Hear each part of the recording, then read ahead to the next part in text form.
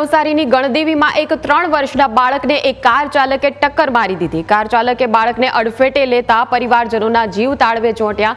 અકસ્માતની આ ઘટનાના ચોંકાવનારા સીસીટીવી પણ સામે આવ્યા છે।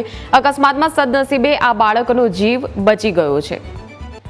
તો આ એ સીસીટીવી છે જે અમે આપને બતાવી રહ્યા છે કે કઈ રીતે એક 3 વર્ષના બાળકને એક કાર ચાલકે તેની અડફેટે લઈ લીધો હતો। જો કે સદનસીબે આ બાળકનો જીવ બચી ગયો છે, પરંતુ તરત જ જે બાળકની માતા છે તે દોડી આવે છે અને બિલકુલ પરિવારજનોના જીવ તાળવે ચોંટ્યા હોય તેવા દ્રશ્યો આ સામે આવ્યા। માસૂમ આ 3 વર્ષનું બાળક કે જેને ખ્યાલ ન રહ્યો કે કાર ક્યારે તેની નજીક આવી ગઈ અને કાર ચાલકને પણ ખ્યાલ ન રહ્યો કે બાળક જે છે એટલે કે આ કાર ચાલકની બેદરકારી ચોક્કસપણે આ ઘટનામાં જવાબદાર હોય તેવું સીસીટીવીને જોતા લાગી રહ્યું છે।